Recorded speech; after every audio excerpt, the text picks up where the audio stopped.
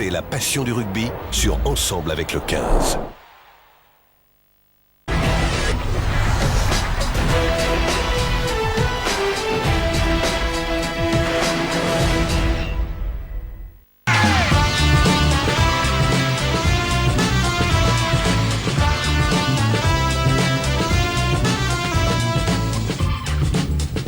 C'est parti pour une émission pas comme les autres. Et oui, déjà, on est vendredi. Bah ouais.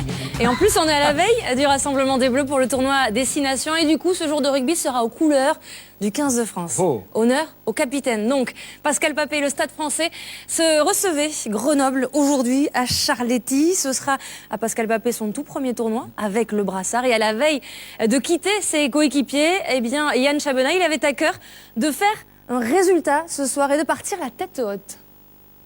Ah oui Isabelle, ce soir Pascal Papé, on l'a vu ultra motivé tout au long de la rencontre face à Grenoble. Le message du capitaine inscrit en lettres majuscules dans le vestiaire d'ailleurs, ne prêtez pas à illusion, regardez et découvrez ces paroles. Si j'avance, suivez-moi. Si je meurs, vengez-moi. Si je recule, tuez-moi. Ce sont des propos inspirés par Henri de la Roche-Jacquelin, héros vendéen de la Révolution française. Après la petite histoire, place à la grande histoire, celle du Stade français. Pascal Papé le sait, Paris 10e à 8 points du dernier barragiste, doit absolument tout donner pour encore rêver aux phases finales. Pourtant, ce sont les Grenoblois qui attaquent parfaitement la rencontre. Egarty ici transmet à Pélissier et c'est ensuite Wakasedou Adoua qui vient dans les 22 mètres parisiens. On joue depuis moins de 12 minutes et l'arbitre va signaler une première pénalité à l'avantage des joueurs grenoblois. Jonathan Pélissier, en l'absence de Valentin Courant suspendu, réussit cette pénalité et Grenoble, après 14 minutes, ouvre la marque. Pélissier va même doubler la mise et permettre à Grenoble de mener 6-0 après 25 minutes. Jonathan Pélissier, on le retrouve ici,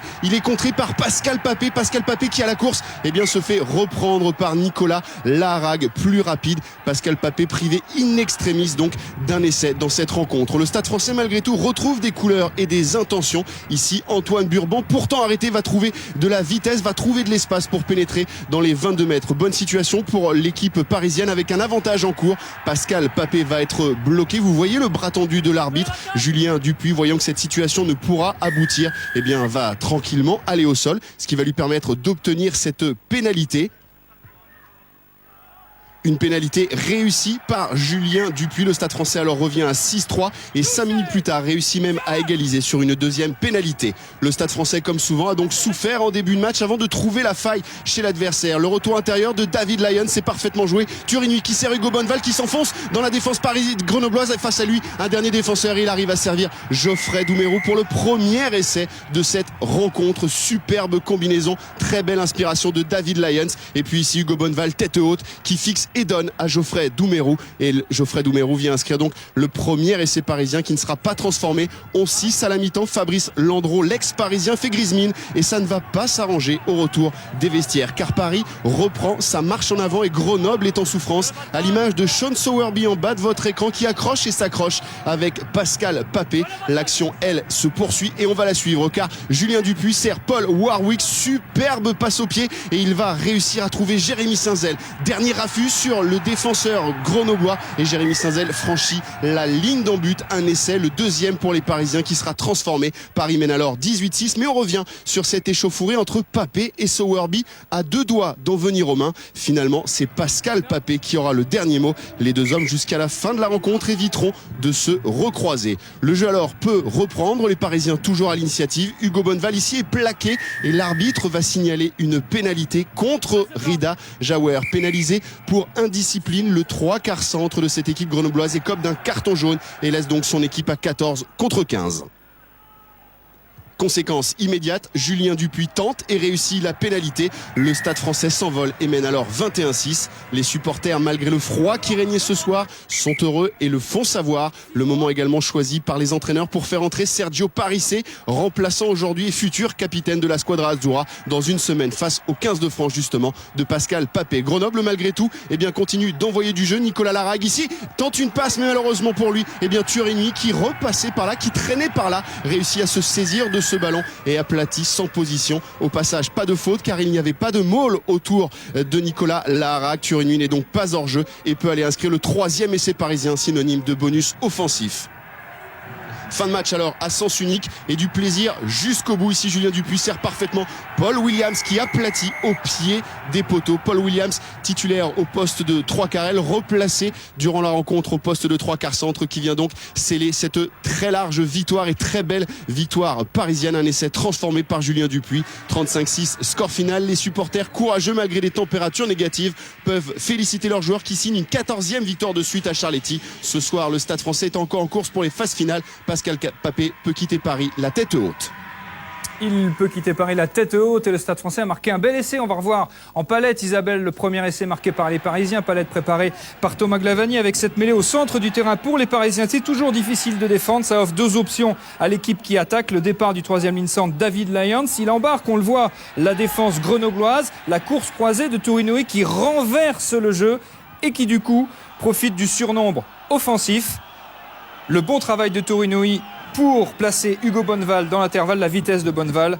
Assis-toi et donne, c'est quasiment ça, le 2 contre 1 est joué parfaitement pour cet essai de Geoffrey Doumerou. Superbe. Et ça relance complètement le Stade Français dans la course au barrage. Le Racing Métro, de son côté, se déplaçait sur le terrain de l'Union Bordeaux-Bègles sans Dimitri Zarzeski. Le nouveau capitaine des Ciels et Blancs est suspendu. On le rappelle, il a quand même tenu, vous le voyez, à accompagner ses coéquipiers. C'est ça, en Gironde. La Gironde où l'on retrouve Philippe Groussard.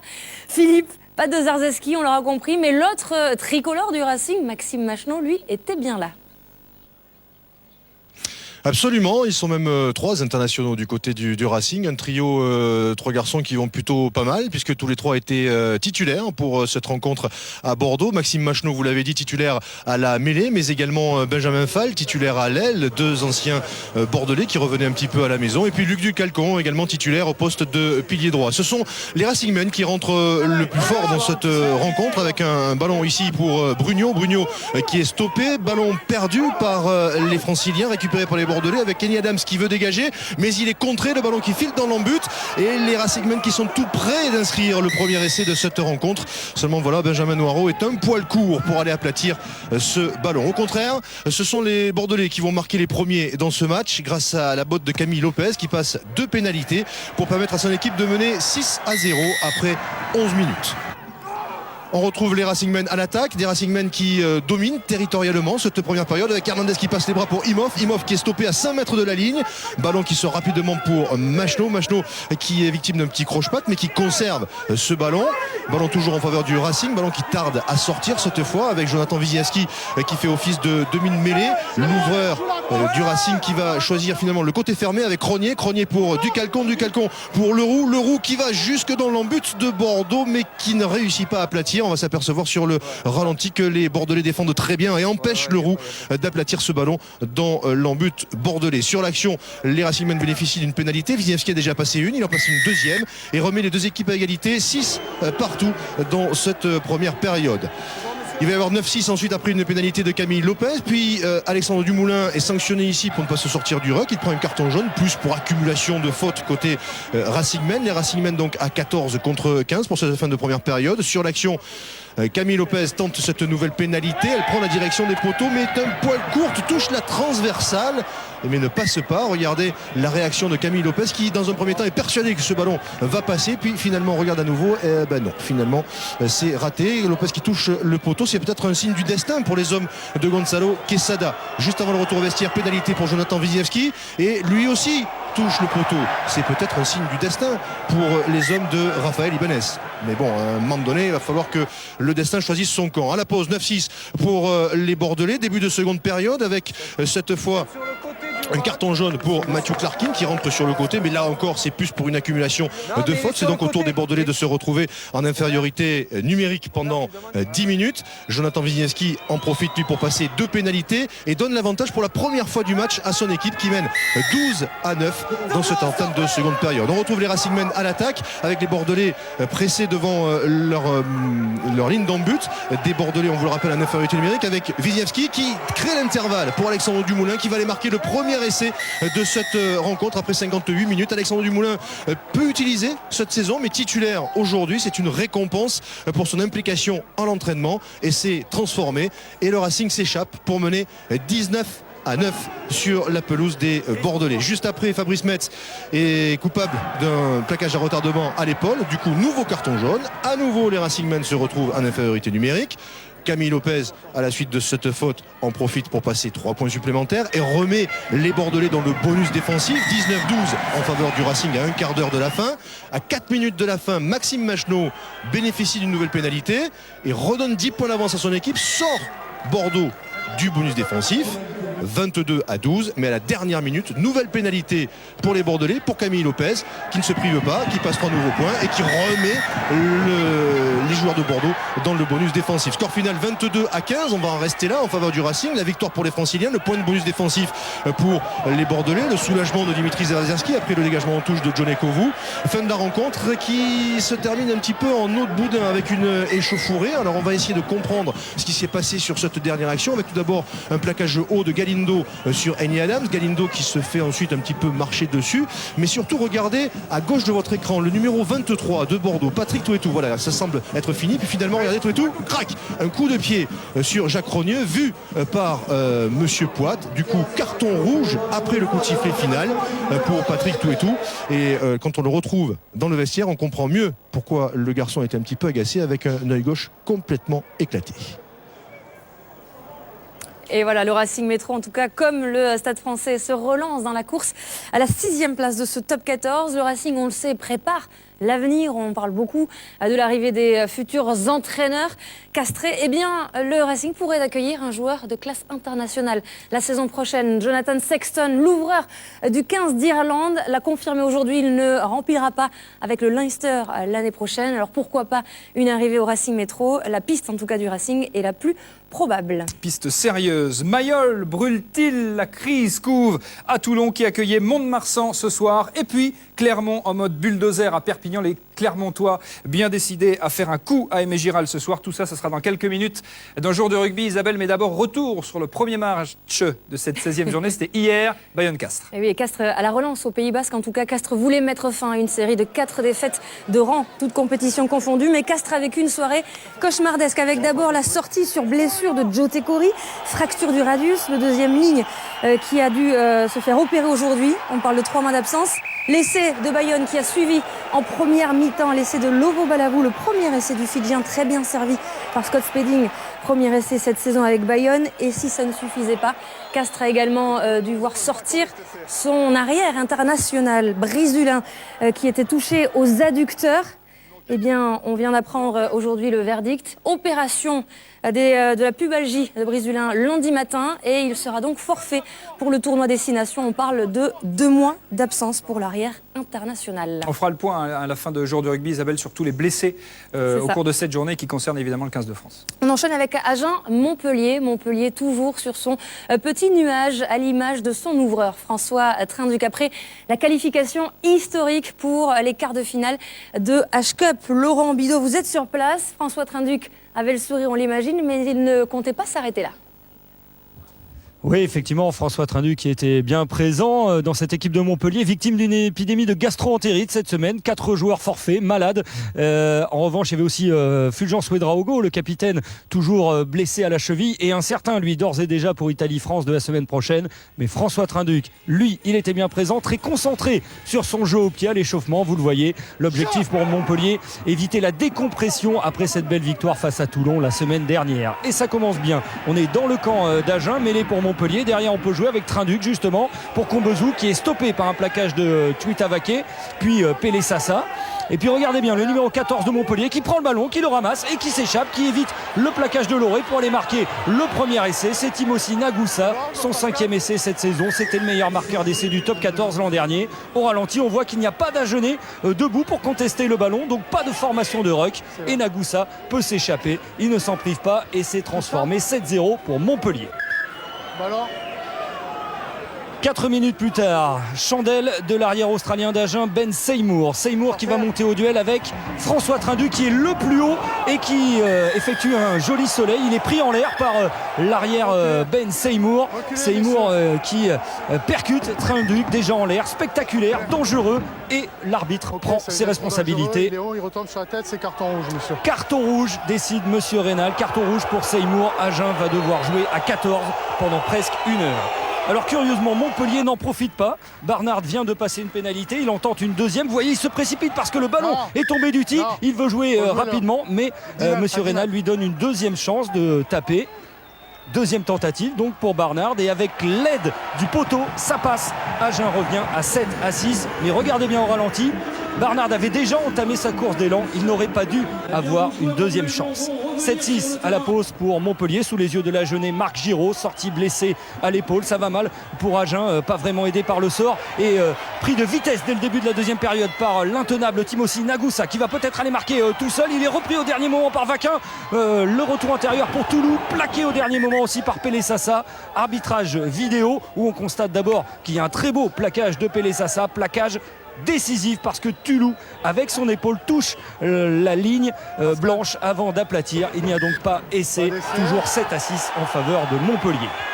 Montpellier qui piétine pourtant en supériorité numérique et qui va commencer à s'énerver, à l'image du numéro 4, Michael Demarco, déjà averti. Il écope d'un carton jaune pour énervement, et les deux équipes se retrouvent à 14 contre 14 pendant 10 minutes. Et c'est là que Montpellier remarque enfin avec une pénalité offerte à Bustos Moyano. 10-6 pour les Montpelliérains.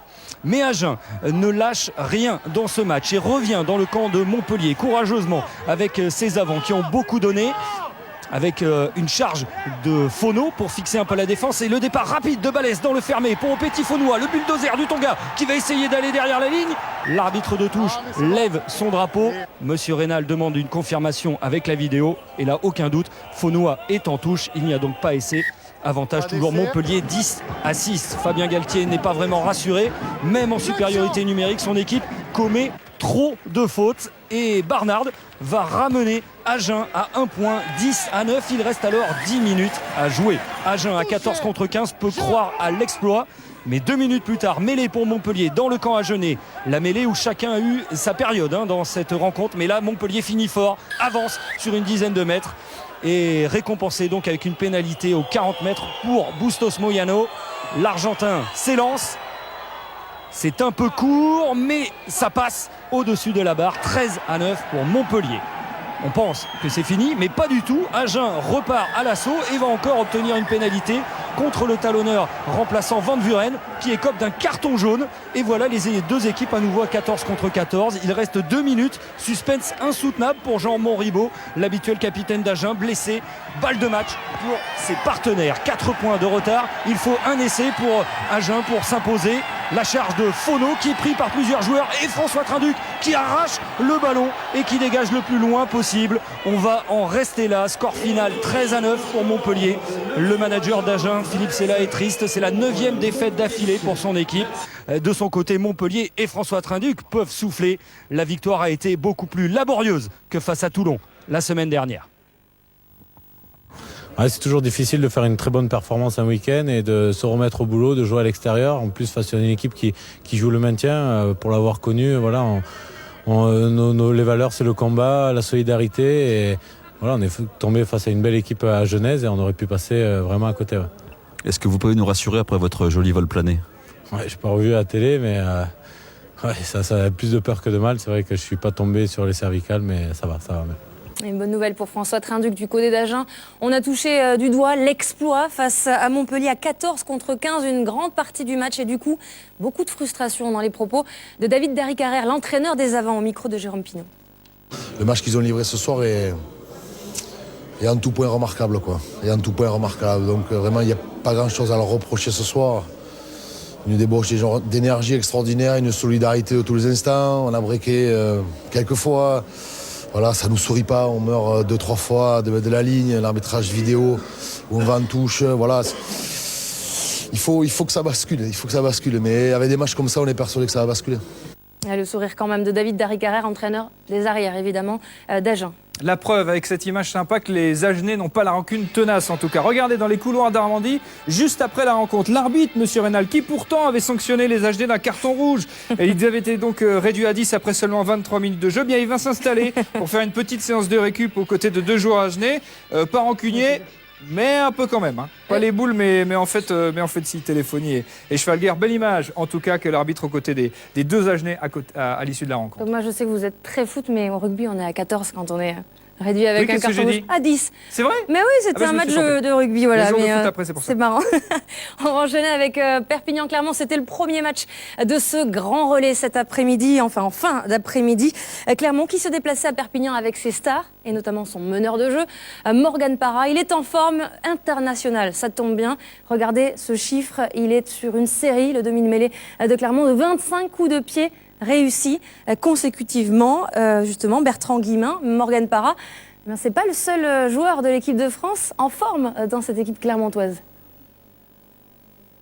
Non, et heureusement qu'ils sont en forme, les joueurs internationaux qui étaient sur la pelouse d'Aimé Giral. Pourquoi ? Parce qu'avec 4 Catalans retenus dans la présélection et 7 Clermontois, ils étaient 11. Voilà un tiers des joueurs retenus par Philippe Saint-André présents sur la pelouse d'Aimé Giral. Ils sont en forme. Morgan Parra l'est en forme. Il n'y avait pas que lui. Il y avait aussi d'autres joueurs cadres de cette équipe de Clermont, à commencer par Damien Chouli, qui s'est illustré dès l'entame de cette rencontre. Regardez la passe de Morgan Parra et le geste de classe de Damien Chouli pour l'équipe de Clermont. Un autre joueur en forme, c'est lui, c'est Wesley Fofana, dans cette entame de match où les Clermontois ont mis du temps à rentrer dans la partie. Au contraire, ce sont les Catalans, emmenés par leur capitaine Nicolas Mas, avec un bon ballon porté dans les 22 mètres de Clermont, qui vont s'illustrer. Nicolas Mas qui déclenche ce départ. Les Clermontois sont sur le reculoir, les Clermontois sont à la faute, puisqu'après seulement 5 minutes de jeu, c'est James Hook qui va ouvrir le score et qui va porter logiquement la marque à 3-0. Derrière, un enchaînement de pénalités, un enchaînement de buts entre Hook et Parra. Et finalement, on retrouve Morgan Parra à la 25e minute pour permettre à Clermont de mener 9-6. Voilà, c'est quasiment tout dans cette première période, si ce n'est des fautes, comme ici ce plaquage à retardement de Sivivatou qui va laisser ses partenaires à 14 pendant 10 minutes. C'est quasiment tout, parce que la seule occasion véritable de cette première période, la voici, elle est à mettre au crédit des Clermontois avec un pilonnage près de la ligne. Gerhard Voslo a-t-il aplati dans l'embut? L'arbitre de la rencontre, Monsieur Marchal, va faire appel à la vidéo. Les images ne sont pas assez claires pour savoir s'il a aplati sur la ligne, dans l'embut ou avant la ligne. Donc l'essai sera finalement refusé. On en reste donc là. Il y a énormément de combats, il y a énormément d'agressivité, mais il y a surtout beaucoup de fautes, beaucoup d'approximations, des en avant, des pénalités d'un côté comme de l'autre. Et finalement, à la mi-temps, ce sont les Clermontois qui mènent 12-6. Morgan Parra resté sur une série incroyable de 29 tentatives et 29 réussites. C'est son premier échec en 30 coups de pied. Une longue série qui s'interrompt et qui ne permet pas à Clermont de rentrer un peu plus fort dans cette partie. Au contraire, ce sont les Catalans qui vont tenter des choses, mais voilà, ils vont se heurter à une terrible défense de la part de l'équipe de Clermont, qui reste sur 5 victoires consécutives en top 14 évidemment, mais aussi en Coupe d'Europe. Les Clermontois vont prendre confiance, et voilà l'une de leurs rares occasions du début de deuxième période avec Regan King qui va trouver du soutien rapidement, s'est transformé avec le jeu au pied de Brock James qui tape par-dessus. À la lutte, ce sera Geoffrey Michel qui sera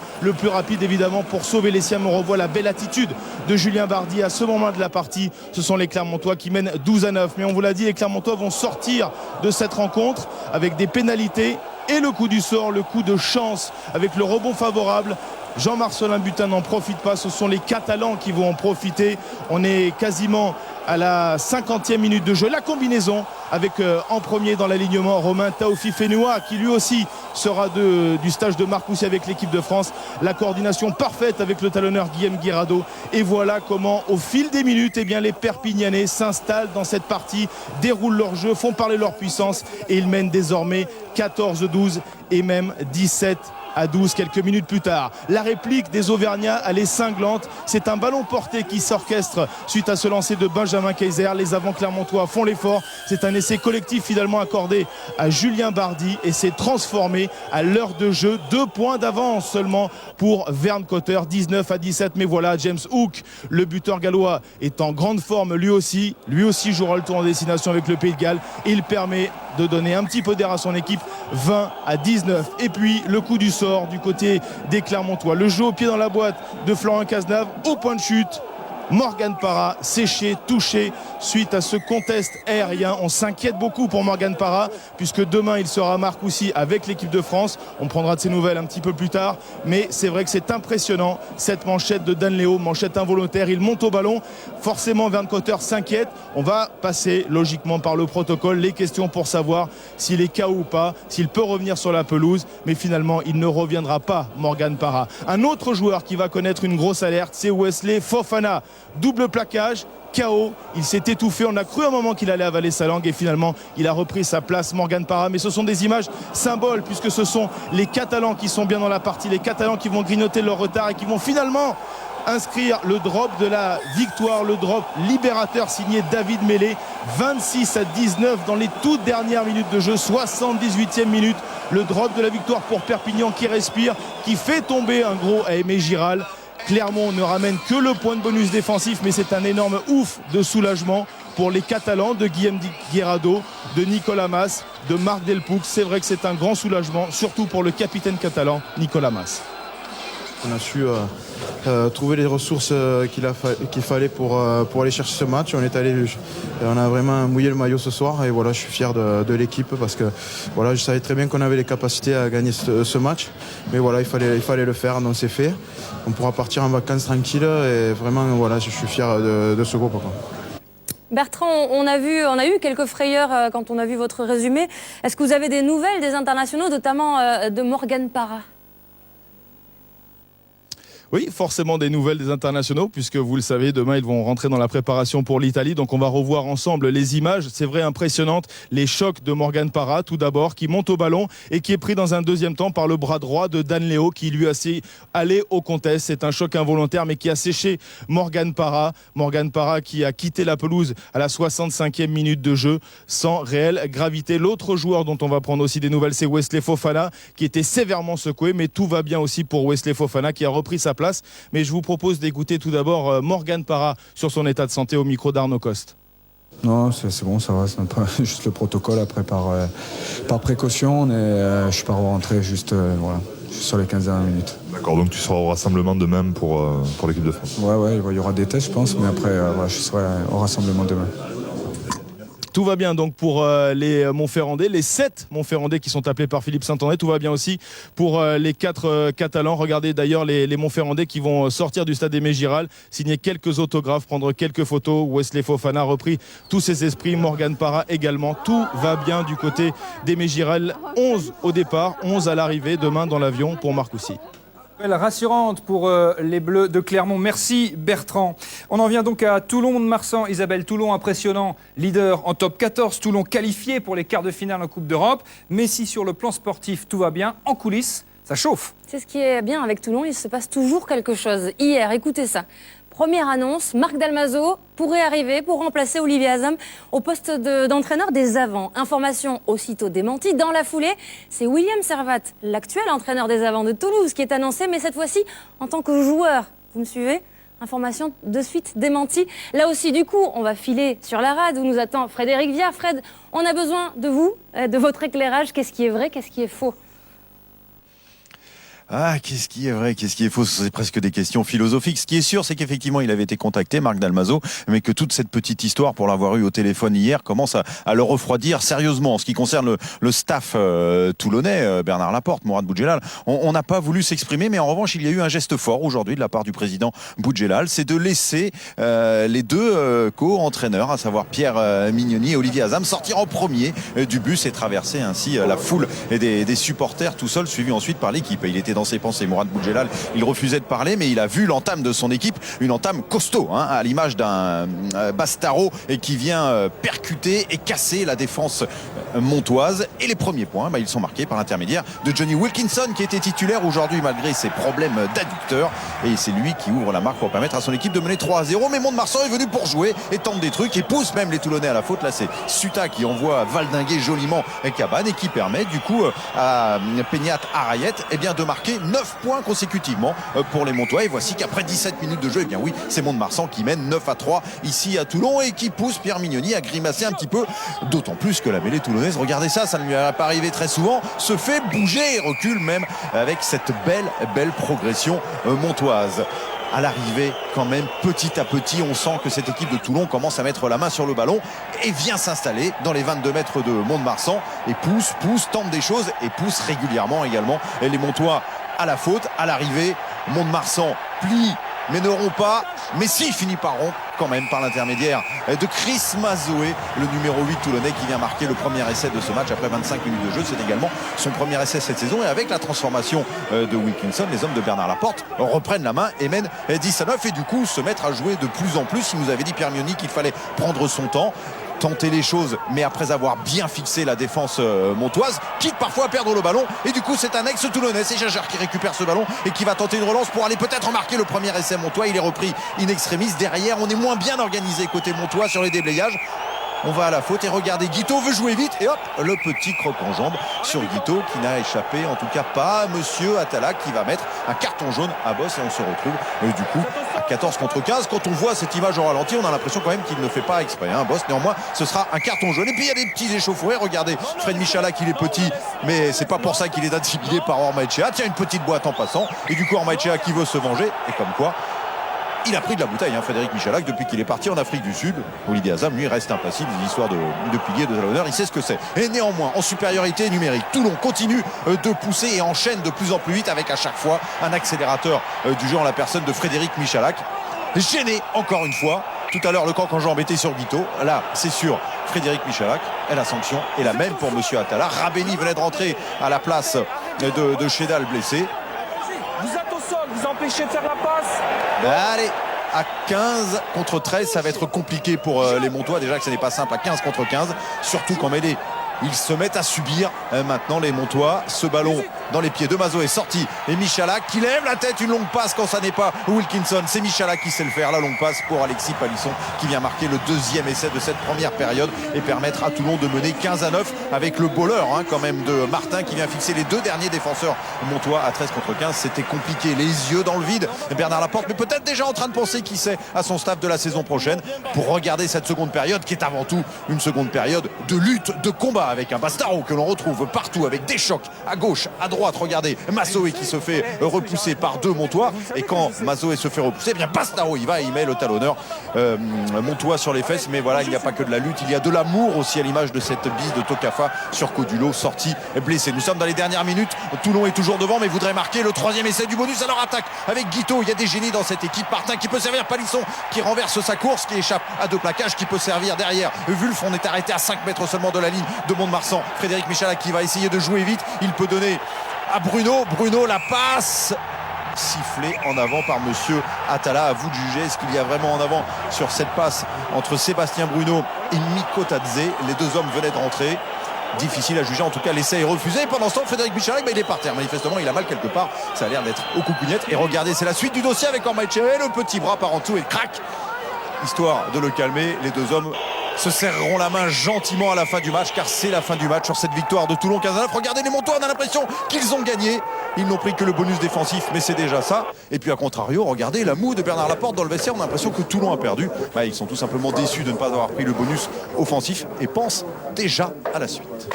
Une victoire pas vraiment convaincante qui s'ajoute à ces soupçons de crise. Frédéric, quelle était l'ambiance dans les vestiaires autour du staff après cette victoire ? Écoutez, tout simplement, on a mené l'enquête pour essayer de savoir où on en est exactement dans cette affaire d'Almazo, cette affaire Azam. On a envoyé Loïc Lebras enquêter. La première personne à aller voir, c'est bien sûr Bernard Laporte. Écoutez la réponse de Bernard Laporte à la question de Loïc Lebras. Est-ce que vous pouvez nous faire un petit point aussi sur la situation du staff, Bernard ? Voilà, en langage politiquement correct, ça s'appelle un no comment. Ça ne passe pas avec Laporte, c'est pas grave. On est allé voir le président Mourad Boudjelal. Président ? Non. C'était pas la soirée de Loïc Lebras. Néanmoins, c'est un guerrier, c'est un vaillant, et finalement, il a réussi à avoir le principal intéressé, Olivier Azam, et on lui a demandé, on en est où exactement dans cette affaire ? Il faudra lire les journaux demain et on verra quoi. C'est du vent ou pas ? Je sais pas, moi je suis pas journaliste, je suis entraîneur de rugby donc. Et vous serez toujours entraîneur la semaine prochaine, la saison prochaine ? La saison prochaine, pour l'instant, on n'en a pas discuté, donc on verra. Et après, pour la semaine prochaine, on est en vacances, donc ça devrait aller. Ça va faire du bien ces vacances, mais vous savez que Marc Dalmazo a été contacté ? Et moi ça m'intéresse pas de parler de ça. Voilà, merci. Loïc Lebras et Frédéric Viard Courageux. à Toulon. Vous connaissez bien sûr le traditionnel cri de guerre qui précède les matchs du RCT, le fameux pilou-pilou. Eh bien, en l'occurrence, on avait demandé à deux sacrés guerriers de l'interpréter, Michael Youn et José Garcia. Regardez ça.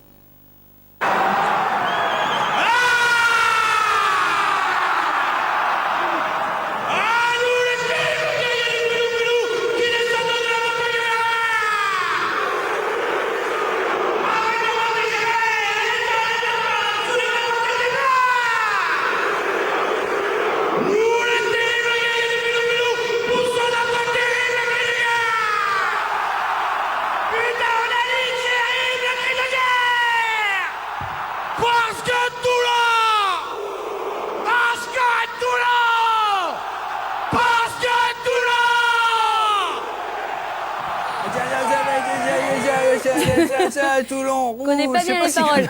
C'est pas sûr. Bon, on n'a pas encore vu de but dans le jour de rugby, mais on en verra dans le jour de foot dans quelques instants. Il y avait un match ce soir, le premier match de la 22e journée de Ligue 1.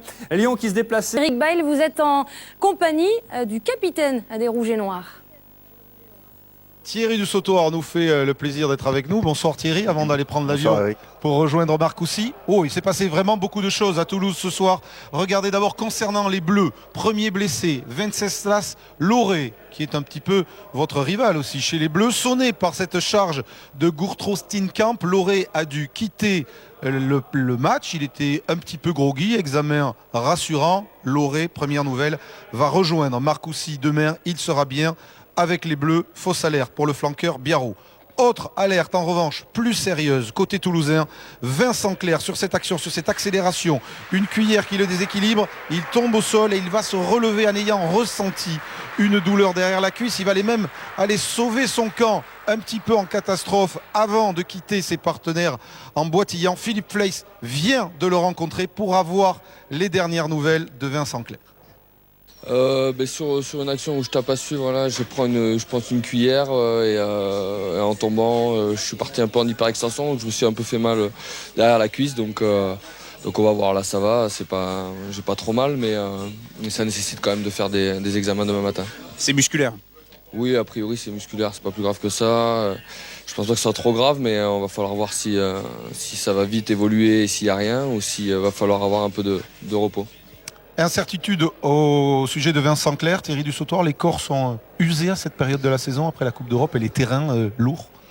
Oui, mais c'était surtout l'engagement qu'il y a eu pendant toute la partie avec une belle équipe de Biarritz qui est venue chercher une victoire ici et qui nous a menacés jusqu'au bout. Donc voilà, le match a été engagé. C'est vrai que le terrain assez gras nous a mis à mal au niveau des articulations et des muscles. Donc voilà. Vous avez marqué le premier essai sur ce ballon porté après l'élimination en H-Cup. Est-ce que le doute s'était installé dans l'équipe ?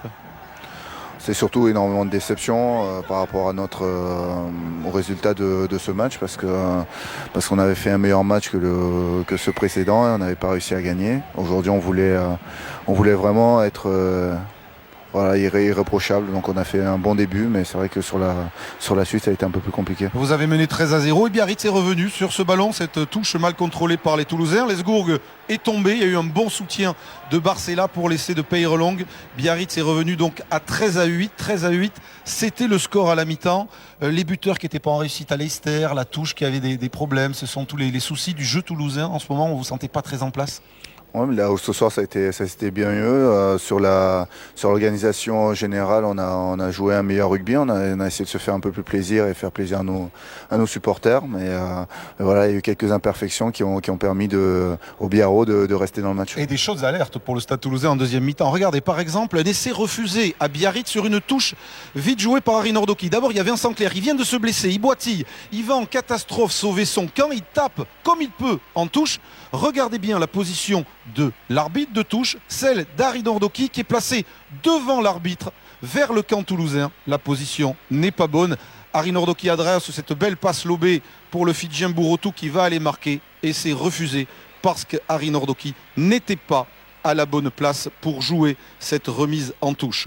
Autre alerte pour le Stade Toulousain, on va le voir avec un essai refusé à Aletbrou. Biarritz n'avait pas gagné à Toulouse depuis 12 ans et c'est sans doute le meilleur match qu'ils aient fait à l'extérieur. Vous avez eu peur jusqu'au bout ? Oui, bien sûr, parce qu'on n'a jamais trop réussi à à prendre nos distances par rapport à cette équipe.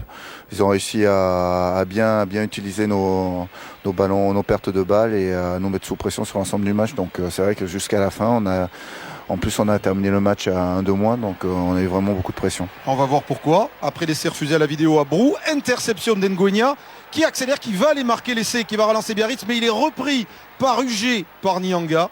Maxime Médard va se mettre à la faute et prendre un carton jaune. Toulouse va finir à 14 mais va gagner, alors que Biarritz était revenu à 16-14, va s'imposer 19-14. On rappelle que Maxime Médard, effondré là sur le banc, va lui aussi rejoindre les Bleus demain en remplacement de l'arrière de Castres, Brice Dulin. Et puis l'actualité toulousaine est agitée. Il y avait beaucoup de titres dans les journaux qui concernaient votre entraîneur, William Servat. Allait-il rester entraîneur-joueur? Allait-il quitter Toulouse? C'était l'affaire du jour. Eh bien, Guy Novès l'a accueilli par une accolade avant le coup d'envoi du match. Et Servat a ensuite, à la fin du match, répondu à nos questions. Écoutez-le. Vous savez, il y a certains journaux qui ne doivent pas avoir assez de vente. Je pense qu'ils ont besoin de faire de la vente. Et je les en félicite parce que j'ai lu un article aujourd'hui dans le journal People et je ne m'attendais pas à tant de bonne volonté. Vous nous confirmez que vous serez l'entraîneur du Stade Toulousain jusqu'à la fin de la saison et la saison prochaine? Écoutez, regardez-moi et ça ira très bien. Merci. Voilà, pour les Toulousains, il n'y a plus d'affaire Servat. Juste un dernier mot avec vous, Thierry du Sautoir. Vous allez demain rejoindre les Bleus en simple soldat. Quel moral, comment vous sentez-vous? Ouais, je me sens très bien et surtout très heureux de retrouver Marcoussis et l'ambiance d'équipe de France. Je fais partie des 33 joueurs là, qui vont faire le stage de début de tournoi et j'espère gagner ma place pour jouer les premiers matchs du tournoi Destination. Merci Thierry, on vous laisse aller récupérer et filer vers Marcoussis. Bon tournoi à vous et à toute l'équipe de France. Toulouse recevra Agen dans 15 jours sans ses internationaux, Isabelle. Merci beaucoup, messieurs. Avant de tourner cette page Top 14, un rappel des résultats de cette 16e journée avec notamment la très belle opération du Stade français. Victoire bonifiée face à Grenoble à domicile. Victoire hier également importante de Bayonne. Et on va rappeler le classement. Là aussi, il y a un peu de changement avec Toulon, évidemment. Toujours leader. Clermont et Toulouse sont toujours sur le podium. Et regardez, c'est en bas du classement que ça commence à se décanter puisque Bayonne a désormais 11 points d'avance sur la zone des relégables. Et c'est toujours tout aussi serré entre Agen et l'Union Bordeaux-Bègles. On rappelle le rendez-vous, le face-à-face entre les deux équipes. Ce sera le premier week-end du mois de mars. Voilà, on la tourne, cette page Top 14, puisque demain, place au 15 de France, place au tournoi à destination. On vous rappelle que les Bleus se rassemblent dès demain à Marcoussis. Il y aura finalement un absent. C'est la mauvaise nouvelle de cette 16e journée. C'est Brice Dulin qui a dû déclarer forfait. Problème aux adducteurs. Il se fera opérer lundi matin. Et on l'entendait avec Eric Bail. C'est Maxime Médard qui prend sa place dans le groupe des 33. Et les premiers mots de Pascal Papé, le capitaine du 15 de France, lui aussi a tourné la page du Top 14. Ça y est, en ligne de mire, le premier match des tricolores en Italie dimanche prochain. Écoutez-le. Voilà, en tout cas, maintenant, on a un énorme challenge à relever, qui est le match en Italie. Ils sont rassemblés depuis une semaine, eux, à part les 4 joueurs qui jouent en France. Donc voilà, ça sera compliqué. Il y a 2 ans, l'équipe de France a perdu là-bas. Donc voilà, c'est ce qui va conditionner notre début de tournoi. Donc on va y aller avec beaucoup d'ambition et surtout, il faudra ramener la victoire si on ose espérer quelque chose de grand cette saison. Le rendez-vous est pris donc pour ce 15 de France, ce tournoi. Pas de Top 14, mais les spécialistes, eux, seront bien là vendredi soir. Regardez, 19h30 sur Canal+ Sport. Large page, évidemment, consacrée au 15 de France. 23h35, la suite du Grand Relais. Place au foot maintenant avec Messoud Benterki, avec Daniel Bravo, avec Olivier.